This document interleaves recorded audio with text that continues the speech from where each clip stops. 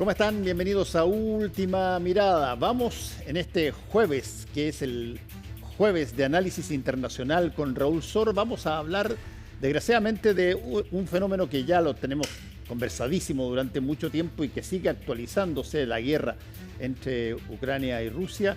En esta lógica que de alguna manera se ha, por lo menos le hemos puesto el apodo de las guerras de las represalias, donde básicamente siempre se responde a algo que se invoca, hizo el adversario y por lo tanto me toca a mí y yo tiro bombas o mato a alguien y eso genera una represalia presente y por venir para el otro bando, y así no se terminan nunca las cosas. Y estamos hablando de Rusia y Ucrania, y ahora la muerte de el general Kirillov, quien ruso por cierto, y que ya, por cierto, Rusia advirtió que se viene la vuelta de mano. Exacto. Bueno, hablando de represalia, Mahatma Gandhi decía ojo por ojo. Y todos quedamos ciegos. Tal cual.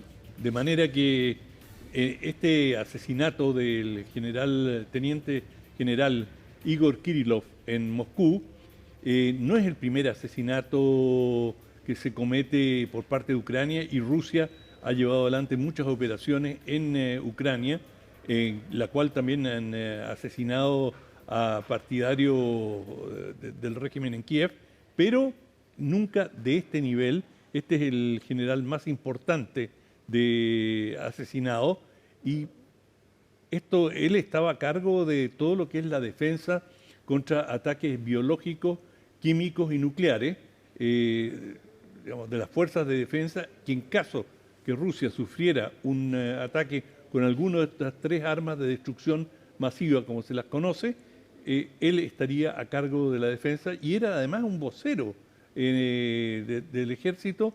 Y cuando en el Kremlin alguien tenía que poner la cara, bueno, el general Kirillov era uno de ellos, y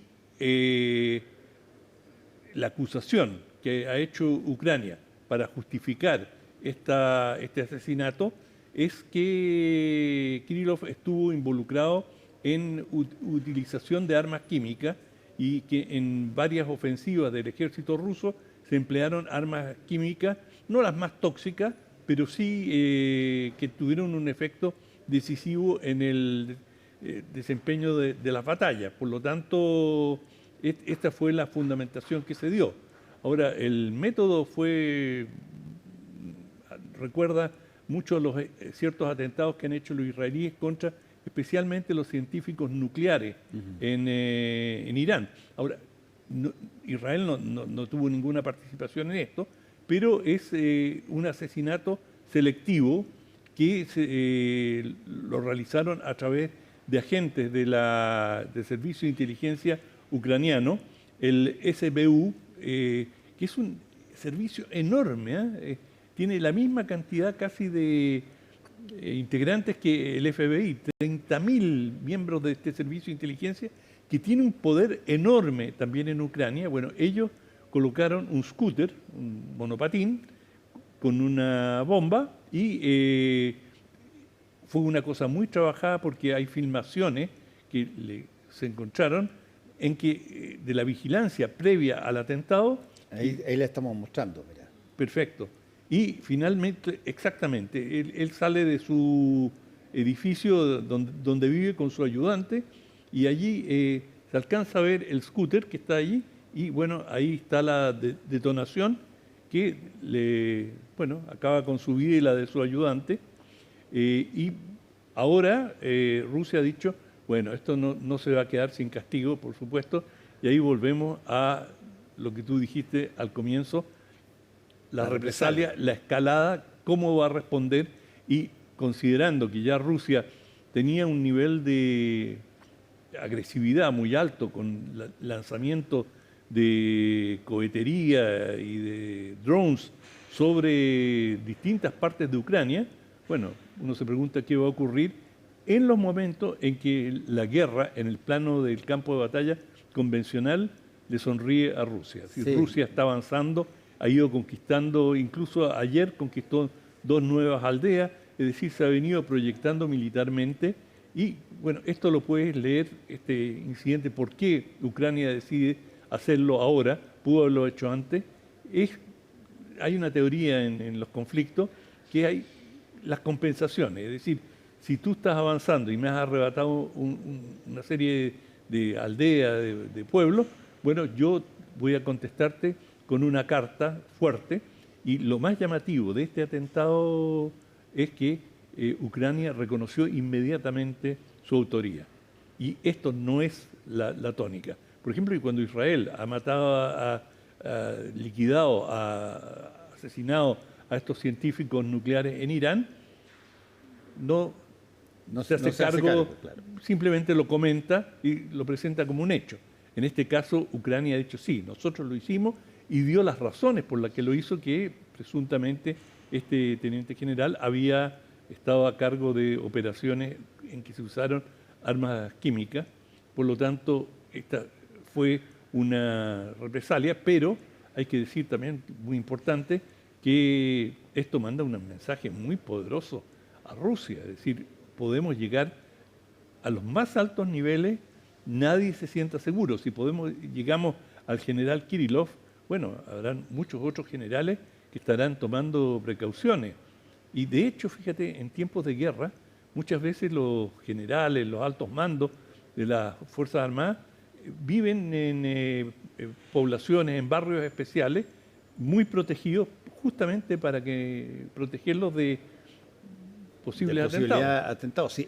Eso es una cosa que llama mucho la atención, entre otras cosas, Raúl, porque dentro de la que podríamos denominar mitología popular, cinematográfica, si tú quieres, te da a ti la impresión de que el militar ruso es prácticamente infalible, siempre es presentado como el tipo más aquí, allá, qué sé yo, y que por lo tanto este tipo de cosas sorprenden, que te puedan meter un artefacto para hacer detonar en el auto de un teniente general.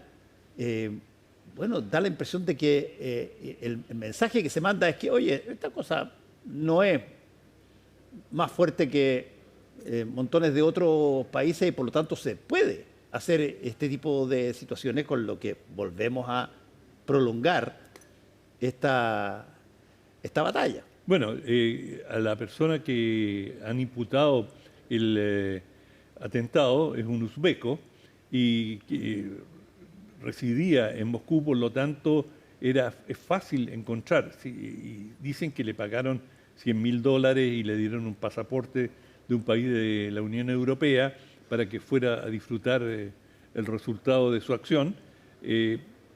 No es difícil para los servicios de inteligencia ucranianos encontrar personas dispuestas y bien camufladas. Incluso los propios ucranianos, muchos de ellos hablan ruso perfecto, de manera que no es como de un país a otro que no tienen, digamos, la misma raíz cultural. Es gente que, digamos, en términos del espionaje, son células dormidas, ¿no? que duermen y las despiertan cuando las necesitan. Me imagino que Ucrania debe tener muchas células durmientes en Moscú. Por lo tanto, esto es un reto serio para Rusia. ¿Y qué tanto ha, de alguna manera, estoy pensando en lo que puede venir, desgraciadamente, en esta información que se de alguna manera planteó de que Rusia estaba utilizando esta guerra para experimentar en armas nuevas, en misiles nuevos que tenían características mucho más letales que los anteriores? ¿Qué tanto eso se ha comprobado?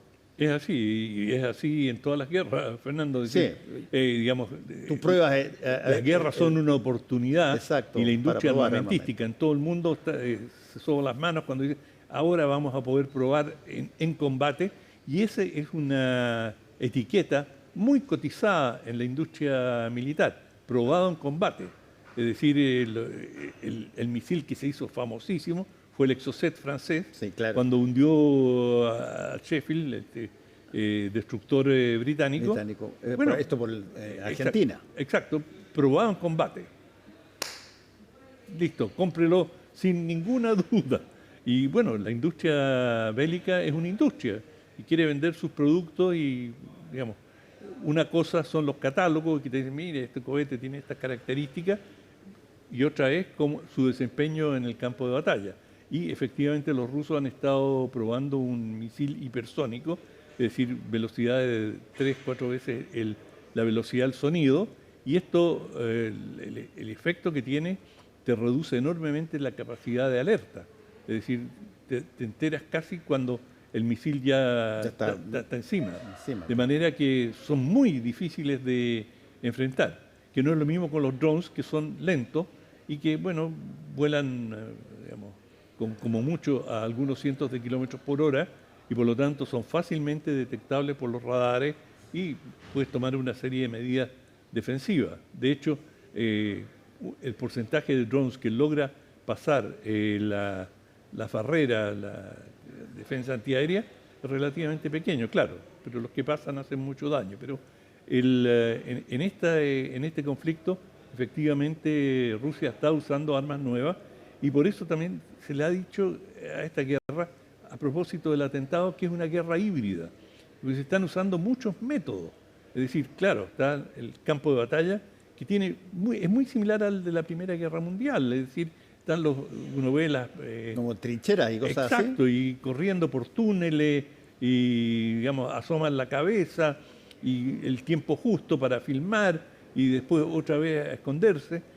Está esa guerra como muy convencional, muy sufrida para quienes tienen que resistir en las trincheras, sobre todo en esas latitudes tan frías, y después tiene toda esta guerra subterránea, secreta, que es la que, por ejemplo, se inscribe este atentado, que es parte de esta guerra híbrida y que aquí ha tomado una nueva dimensión. Es decir, el conflicto ha subido un peldaño más, y digamos, la idea de que, o la promesa que hizo el presidente Donald Trump, de resolver esto en 24 horas, cuando él llegara al gobierno, se ve un poquito más distante. Cabe preguntarse cómo lo va a lograr, pero lo cierto es que Ucrania está en estos momentos en una situación muy, muy precaria, militarmente hablando, y que este zarpazo, este golpe, si tú quieres, es un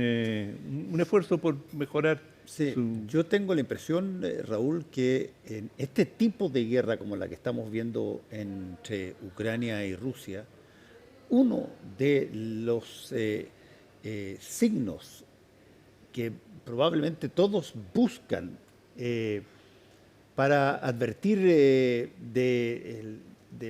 alguna manera la característica de esta situación bélica es qué tanto inevitablemente empiezan a participar en todo esto, ya sea como proveedores de armamento o como los coreanos que de alguna manera del norte dijeron que aceptaron mandar tropas a Rusia, pero cuando se te empieza ya no a mantener dentro de en este caso, dos países que tenían el conflicto, sino que se te empieza por la vía de la adquisición de armamento, o por la vía ideológica, o por la vía de que tú cuentas con apoyo físico de otros.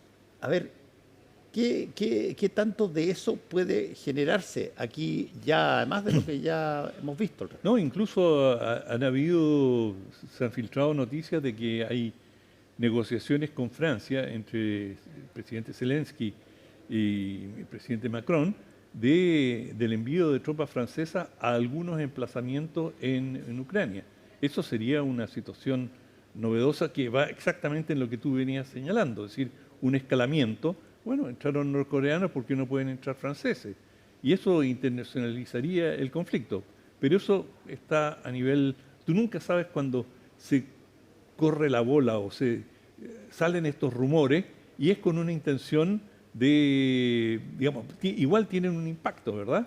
Y bueno, Rusia dice, si se nos mete Francia, se nos complica la situación, y cómo van a entrar. Y digamos, el país que ha participado más en términos de respaldo a Ucrania es Polonia, y Rusia acaba de lanzar una serie de cohetes a muy pocos kilómetros de la frontera con Polonia. Como para que se den cuenta, Exacto, que los es decir, escuchen, digamos. Exacto, es decir, mira, si ustedes se involucran, nosotros esto se puede ampliar y no tenemos ningún problema en cruzar la frontera con nuestra capacidad misilística, de manera que existe la posibilidad de que esto se amplíe, incluso involuntariamente. Sí, yo estaba recordando, allá que tú mencionaste los franceses, eh, de que los franceses, para todos los efectos prácticos, por lo menos en Estados Unidos así lo decían, eh, hicieron una de esas jugadas que hoy día no sé si que se podrían hacer, cuando empieza la guerra a crearse en Vietnam. El que dominaba Vietnam era Francia, Claro, no era Estados Unidos. Era una colonia francesa. Era una colonia francesa. Bueno, y llega a Estados Unidos a ayudar, y los franceses de a poquitito se empiezan a ir, y de repente el último dice, chao, peleen ustedes, y termina esa guerra teniendo, ¿qué?, 15 años. Exacto.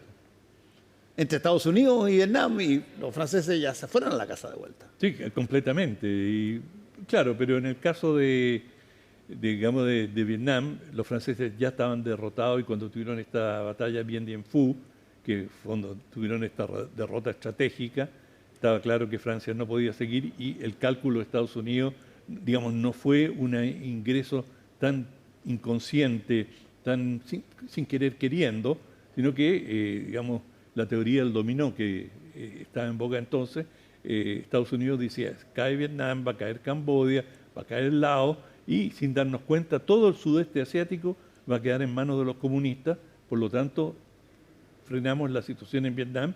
Claro, después ocurrió lo que ya todos sabemos con esa guerra que duró lo que duró y a que a Estados Unidos le costó más de medio millón, más de 50.000 soldados muertos. Así es. Bueno, y ahora, en esta situación de Rusia y Ucrania, que básicamente tiene a todo el mundo esperando lo más optimista de que haya alguna lucecita que eventualmente se pueda pulsar para controlar esta situación, mientras al mismo tiempo aparecen estos casos como las muertes selectivas y todo eso pero claman en conflictos bélicos por represalia. Absolutamente. Y bueno, la esperanza es que Donald Trump sea capaz de pueda ejecutar su promesa de terminar esta guerra en un día. No importa que no sea en un mes o en 6 meses, pero que si Estados Unidos ¿Cómo puede podría intervenir. Estados Unidos o Trump, con la voluntad de Trump, terminar eventualmente una guerra? Tendría que prometer cosas a ambos. Bueno, la primera forma que él tiene de lograrlo es sacarle la alfombra debajo de los pies a Ucrania. Sí. Es decir, Ucrania no puede llevar adelante esta guerra sin la ayuda de Estados Unidos. Está bien, pero La eso ayuda significa financiera. que Ucrania tiene que decirle al país que perdió la guerra. No, Ucrania, digamos, lo que Trump O que puede gana es dar Rusia, un ultimátum a Zelensky y decirle, tienes tanto tiempo para llegar a un acuerdo con Rusia. Esto van a ser a grandes rasgos los términos. Rusia ha dicho no va a devolver ningún territorio, ni Crimea, ni ningún otro territorio. La península que ya capturaron antes que empezara la guerra a nivel generalizado, y todo el Donbass, bueno, todo eso pasa a ser ruso, que es semirruso, es decir, la mayoría de la población es ruso parlante, de manera que es una pérdida terrible para Ucrania, pero el propio Zelensky ha dado a entender que, bueno, la realidad es la realidad y podríamos terminar la guerra, es decir, la parte bélica del conflicto la podemos terminar y seguiremos, nunca renunciaremos a estos territorios, pero seguiremos por la vía diplomática luchando, en fin. Bueno, es una derrota, pero digamos el realismo te impone, es decir, ambos países están teniendo pérdidas humanas enormes, se calcula que los ucranianos han perdido cerca de 40 y tantos mil soldados y que tienen un problema de reclutamiento muy serio, es decir, hay cada vez más resistencia a ir a una guerra que uno lo ve por las imágenes, es terriblemente mortificante para quienes participan en ella, de manera que los que pueden eludir el servicio militar lo hacen, y muchos han salido del país. Y yo creo que, por lo que se ve, Ucrania está al límite de sus capacidades, es decir, cada día está perdiendo más territorio, más seres humanos, y que tarde o temprano va a tener que enfrentar esa realidad. Y esa es la naturaleza cruel de la guerra, es decir, si el enemigo es más fuerte y te dobla el brazo, bueno, así es nomás. Bueno, vamos a tu libro. Ya, el libro, Fernando, es uno de los libros que más me ha impresionado, que más me ha conmovido en mucho, mucho tiempo. Es de Han Kang, la ganadora del premio Nobel de este año, ni más ni menos, Actos Humanos. Y estos actos humanos de Random House, en la editorial, es un libro, pero de una ternura, de una profundidad, de una humanidad. O sea, todo lo contrario de lo que estábamos conversando. Todo lo contrario, todo lo contrario. Es decir, cuál es el daño que le hacen los conflictos a las personas, cómo las traumatiza. Pero está escrito con una belleza. Ella, además de... Es poetisa, ¿no? Es poetisa, exacto. Y es un lenguaje poético, pero muy sencillo, muy directo. Está, te digo, una de las mejores novelas que he leído en ese género, y trata de una masacre que ocurrió en los años 80 en su pueblo natal, y cómo digamos, había en la dictadura surcoreana de aquel entonces, a propósito de los últimos acontecimientos en Corea del Sur, están en estado de emergencia, y el ejército invade o ataca esta ciudad, y bueno, ahí están, y cómo se desarrollan los hechos, y digamos, las huellas, las cicatrices que esto va dejando en la población. Es un libro tan bellamente escrito, yo lo recomiendo, pero absolutamente. Yo he leído otras cosas de Han Kang, leí las lecciones de griego, que sí, creo lo reseñé, recuerdo, lo reseñé, pero no me causó el mismo impacto. Este, en cambio, es realmente fenomenal. Y estoy comenzando a leer el próximo, que ocurre en una isla cerca, al este de Corea del Sur, también en Corea del Sur, de la Jeju, y que me tocó visitar, y que también vuelve sobre el tema de los derechos humanos y sobre la amistad, y sobre todo temas que son tan poco explorados, la culpa. Es decir, uno dice el sufrimiento, bueno, ¿lo torturaron o no lo torturaron? Bueno, ¿qué pasa con los que físicamente no les pasó nada, pero tienen la culpa? Yo fui el último que vi a tal persona. Claro. Y esa persona, yo debía haberle dicho que no se quedara. Me refiero a una escuela donde hubo una masacre. Y no le dije nada. Y eso te corroe, te persigue. O al revés, yo debía haberme quedado. Fui yo quien debió haberse quedado, no esa persona. Y ella dio la vida por mí. Y eso te destruye el alma. Yo he reseñado varios libros últimamente que tienen que ver un poquitito con ciertas características del ser humano, desde el libro de Eduardo Punset, ¿Por qué somos como somos?, que es un librazo, hasta libros como El efecto Lucifer de Philip Zimbardo,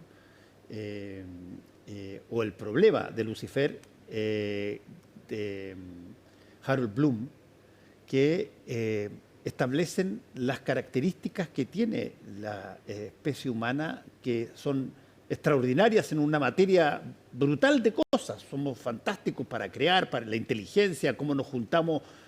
Para cooperar. Una persona sola probablemente no aprende nunca a hablar, no aprende nunca a qué sé yo, anticipar cosas, pero tú juntas 50 personas y tienes una cultura. Y se arman cosas, y una cosa súper... Pero tenemos nuestra... Por eso el principio de Lucifer.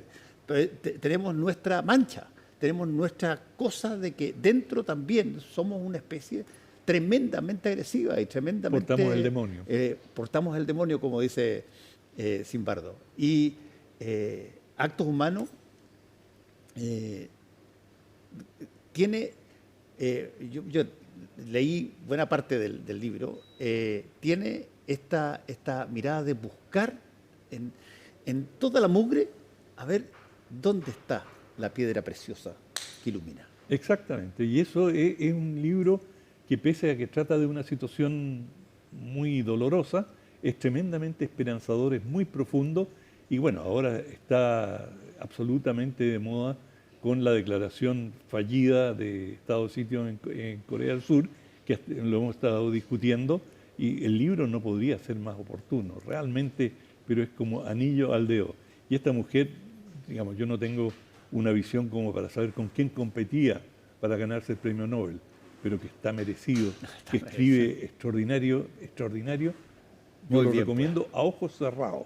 Actos Humanos. Muchas gracias, Raúl Sor.